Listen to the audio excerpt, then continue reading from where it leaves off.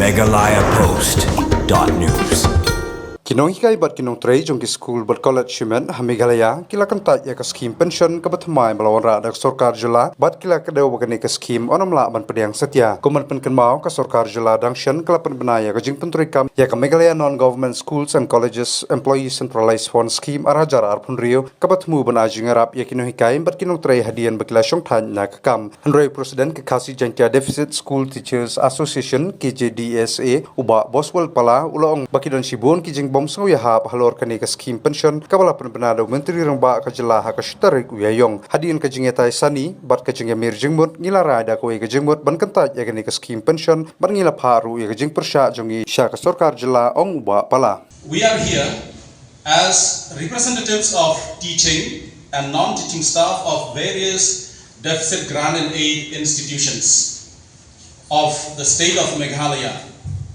We are the stakeholders in the various steps that the government takes with regard to education and the staff involved in deficit schools and colleges. You are aware that on the 1st of April 2026 this year, some 3 weeks back, the Honorable Chief Minister announced that the Meghalaya non-government schools and colleges Employee Centralized Fund Scheme 2026 was approved by the Cabinet. As per this scheme of 2026, the Chief Minister said that the employees of non-government schools and colleges will be able to avail the benefits of the Provident Fund in a structured and secure manner. Implied in the Provident Fund, as per the Meghalaya Non-Government School and Colleges Employees Centralized Provident Fund Scheme Act of 1969, we understand that the deficit staff, both teaching and non-teaching, are to get a pension scheme. We welcome a pension scheme that is extended to us as per the Act and the law, and in recognition of our contribution to society, especially in shaping young minds, the students. We appreciate also the government's recognition of our service and its commitment towards the education sector, especially us, the educators. However, as the main stakeholders, the teaching and non-teaching staff in deficit grant and aid institutions all across Meghalaya, schools and colleges, we are deeply concerned with this announcement of the Chief Minister on the 1st of April. The pension scheme that was announced on that day, the pension scheme of 2026, and it was notified by the Education Department of the Government of Meghalaya, was put up in the internet and views were stored on it sometime in January, February of this year.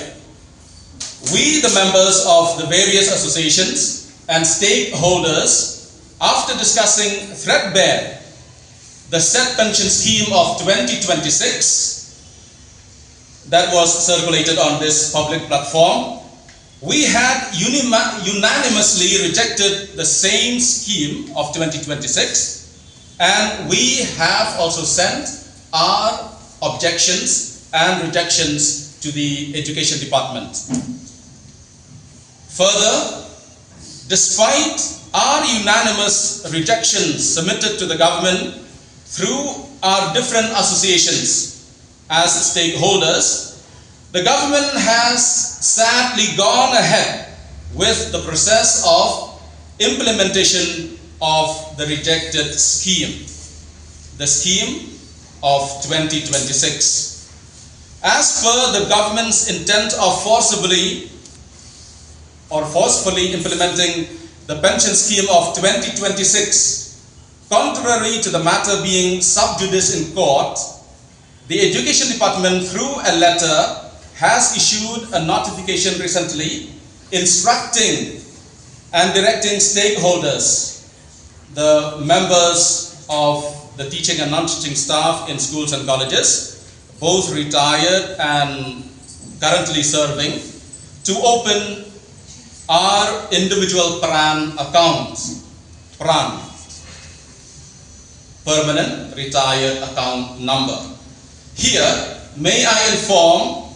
the members through you, our friends in the press, and we would like to place on record that an earlier draft pension scheme of 2023 had been circulated, and it was thoroughly discussed, and it was mutually agreed upon and approved also by the government and the stakeholders as per the record of the court.